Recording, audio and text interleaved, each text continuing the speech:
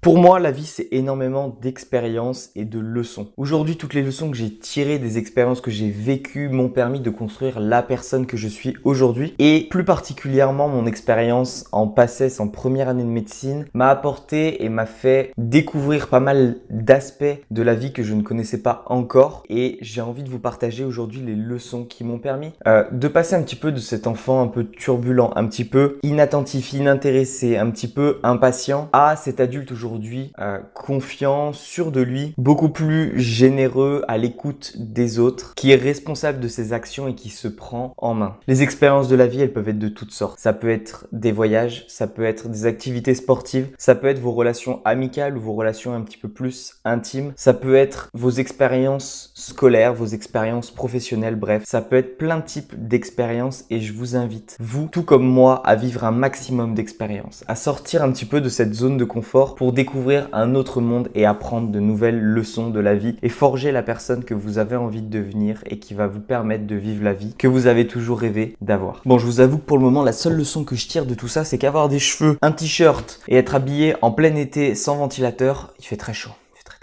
Et donc au travers de cette vidéo, j'ai envie de partager avec vous les 5 leçons que j'ai tirées de cette première année de médecine et qui m'ont permis de beaucoup avancer dans ma vie. La première leçon que j'ai appris de cette première année de médecine, c'est qu'on est responsable d'absolument tout ce qui nous arrive. Que ce soit en première année de médecine pour l'école, pour les concours, pour les examens, bref, tout est le reflet de ta capacité à te dire ok, je me mets à travailler. Tu auras beau donner aux meilleurs artisans les meilleurs outils, s'il ne fait rien, il n'obtiendra rien. Tu as la possibilité de tout créer ou de tout détruire. Et avec cette leçon, c'est ça qui est bien, c'est que tout est en ton pouvoir. C'est-à-dire que tu peux obtenir les résultats que tu as envie d'avoir avec beaucoup de travail et tu peux détruire la vie que tu espérais avoir en ne faisant rien ou en faisant l'inverse de ce qui compte vraiment pour toi. Et cette leçon-là, je l'adore et je la développe de plus en plus et je la vis de plus en plus. Je peux absolument tout créer et je peux absolument tout détruire par mes actions. En première année de médecine, ça se reflète énormément au niveau de ton travail, le travail que tu fournis, l'organisation que tu mets en place, la qualité des relations que tu développes, la qualité de ta santé que tu entretiens ou que tu n'entretiens pas. Bref, tout t'appartient dans cette première année de médecine. Et donc, les leçons que j'ai tirées te permettent aussi de comprendre ce que tu dois, ce sur quoi tu dois mettre de l'importance pendant cette année. La deuxième leçon que j'ai tirée de cette première année de médecine, c'est qu'il ne faut pas comparer ton chapitre 1 au chapitre 20 des autres personnes. C'est-à-dire que moi, je venais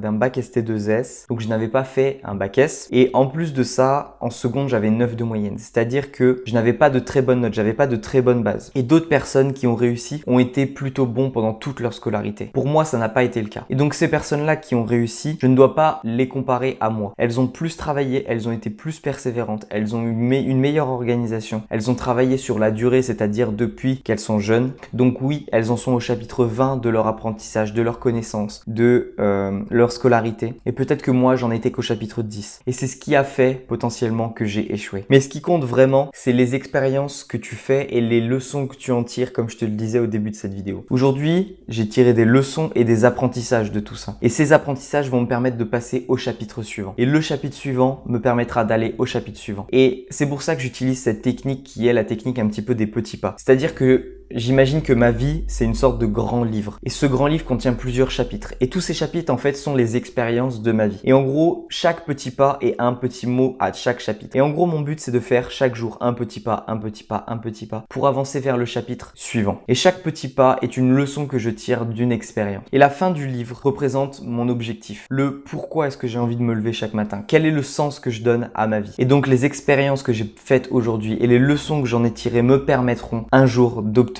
et d'atteindre l'objectif que je me suis fixé sur le long terme. Et c'est ce qui compte plus que la comparaison en elle-même. La troisième leçon que j'ai tirée de cette première année de médecine, c'est l'entourage. L'entourage, c'est quelque chose qui te permet d'aller 2, voire 3, voire 4 fois plus vite dans ton travail, dans tes connaissances, bref, dans l'atteinte de tes objectifs. Comme je vous l'ai dit, j'ai pas fait un bac scientifique. Et donc, ce qui s'est passé, c'est que j'avais quelques lacunes en termes de compréhension, de calcul et toutes ces choses-là. Être entouré des bonnes personnes qui, elles, avaient fait un bac scientifique m'a permis de leur poser les bonnes questions et donc d'avoir les bonnes réponses et donc de beaucoup mieux gérer mon travail et de récupérer un petit peu le retard que j'avais accumulé ces dernières années. Et en fait, être entouré des bonnes personnes, c'est apprendre de leurs erreurs et de leurs réussites. Parce que eux aussi ont vécu des expériences qui seront certainement différentes des tiennes. Mais ces expériences, ils en auront tiré des leçons. Peut-être conscientes, peut-être inconscientes, mais dans leur manière de parler, tu apprendras forcément quelque chose qui te touchera au plus profond de toi-même. J'aime bien utiliser cette leçon de la corbeille de fruits pour l'entourage. Imagine une corbeille de fruits pleine de fruits. Tu as des pommes, des poires, voilà, des fruits rouges, des mangues, bref, un petit peu tout ce que tu aimes. Et imagine que dans cette corbeille de fruits, il y ait un seul fruit qui soit moisi, qui soit totalement pourri. Qu'est-ce qui va se passer? Eh bien, la moisissure va commencer à se propager de partout. Et ça marche aussi dans l'autre sens. Imagine qu'un seul fruit soit en bon état et tous les autres vont le rester. Tant qu'il n'y en a aucun qui est pourri, ils restent tous plutôt bons.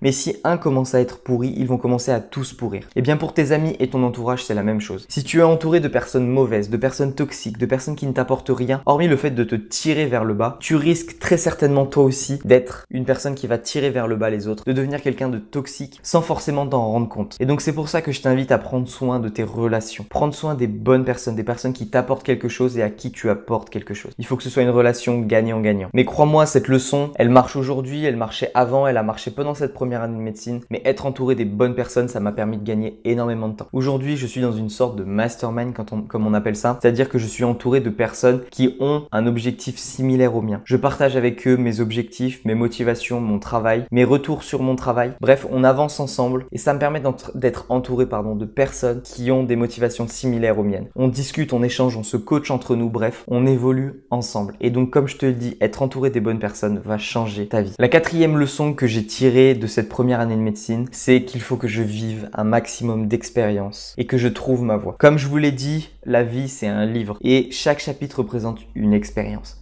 Et toutes ces expériences vont me permettre un jour de trouver ma voie. Les Japonais appellent ça l'ikigai. L'ikigai, c'est en gros vivre un maximum d'expériences pour trouver ce qui t'anime réellement. Il y a pas mal de petites histoires qui tournent autour de ça, comme quoi une jeune femme avait été enlevée quand elle était jeune et que pendant de nombreuses années, elle a vécu une vie d'esclave, Pendant toutes ces vies, entre guillemets, d'esclave, elle a appris de nouvelles compétences. Et à la fin de sa vie, on va dire aux 2/3 de sa vie, elle a eu une opportunité que seule une personne qui avait développé les compétences qu'elle a développées pendant sa vie d'esclave pouvait obtenir ou à laquelle pouvait accéder cette personne-là. Et grâce à toutes les compétences qu'elle a vécues, toutes les expériences qu'elle a vécues, elle a pu obtenir et réaliser le rêve qu'elle avait toujours voulu avoir parce qu'elle a vécu des expériences, parce qu'elle en a tiré des leçons, parce qu'elle a appris des choses. Et c'est ce que j'ai envie aujourd'hui que vous viviez. Vivez des expériences, que ce soit des voyages, découvrez une nouvelle culture, que ce soit un sport, découvrez des nouvelles compétences qui sont enfouies au fond de vous-même, découvrez de nouvelles personnes, de nouvelles manières de penser, de nouvelles expériences auxquelles vous n'auriez peut-être pas pensé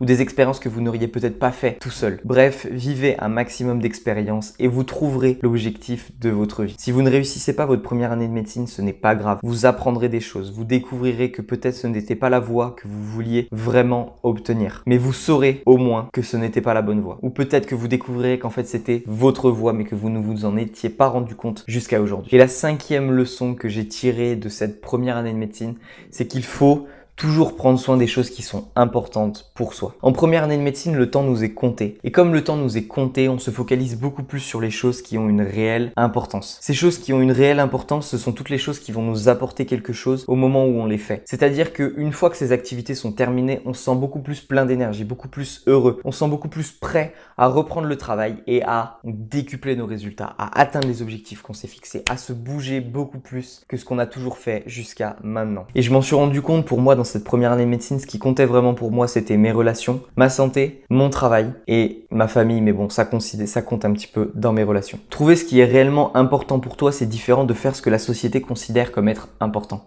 C'est-à-dire que là, je vais dire quelque chose qui risque peut-être de te choquer, mais si pour toi les études ne sont pas importantes, eh bien, c'est très bien. Mais la société considère que les études sont importantes parce que pour accéder à un métier qui va te permettre de gagner de l'argent, qui va te permettre de te nourrir, tu es à la base obligé de faire des études. Ou du moins, c'est ce que la société te renvoie. Mais les choses qui sont réellement importantes pour toi sont différentes de ce que la société te dit d'être important. Si pour toi, ce qui est important pour toi ou ce qui te fait du bien sont les séries, fais-le. Mais il faut pas que ça te pompe plus d'énergie que ça t'en apporte. Si à la fin tu sens que tu es plus fatigué qu'avant, c'est mauvais. Si tu sens par contre qu'à la fin tu as plus d'énergie, tu as envie de te lever et de reprendre ton travail, eh bien là c'est que tu fais une activité qui est importante pour toi ou du moins qui a de la valeur pour toi. Donc voilà, ma vie elle a été pleine d'apprentissage, pleine de leçons, pleine d'expériences et mon expérience en PACES m'a permis de tirer beaucoup de leçons. J'ai beaucoup de leçons de ma vie, que ce soit au travers des voyages, que ce soit au travers des discussions, au travers de mes relations. J'ai appris pas mal de choses, mais j'avais envie de partager avec vous les leçons que j'ai appris de cette première année de médecine, parce que voilà, c'est une année qui fait peur à beaucoup de personnes, une année qui peut inviter beaucoup de personnes à se poser des questions. Et donc voilà, je voulais vous montrer qu'on est tous humains, qu'on a tous nos propres doutes, nos propres inquiétudes, mais qu'on va tous vivre cette expérience d'une manière différente. Et on en tirera des leçons qui seront différentes, mais au final, on sera capable de se rejoindre parce qu'on aura vécu quelque chose qui sera similaire.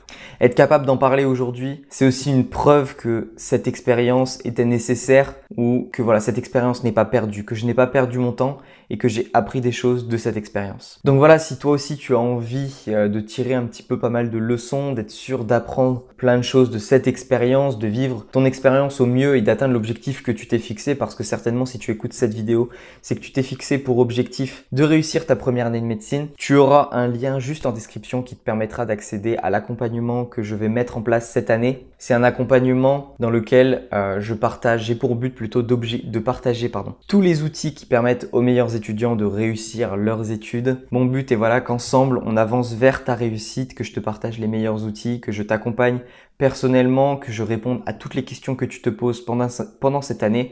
Bref, que tu aies une sorte de cocon, une sorte de zone de confort dans laquelle tu sais que tu auras les réponses à toutes tes questions et que tu pourras avancer. Mon objectif, c'est de te partager les meilleurs outils de productivité, d'organisation, de santé, bref, d'optimisation de ta vie pour avancer. Si tu es intéressé, c'est le premier lien qui se trouve en description. Si cette vidéo t'a plu sous un nouveau format, je t'invite à mettre un petit like, un petit commentaire, à me le dire, à t'abonner, ça me ferait extrêmement plaisir, et pour ne rien manquer des prochaines vidéos qui vont sortir. Quant à moi, je te dis du coup à demain pour une prochaine vidéo. C'était Duncan, merci de m'avoir écouté.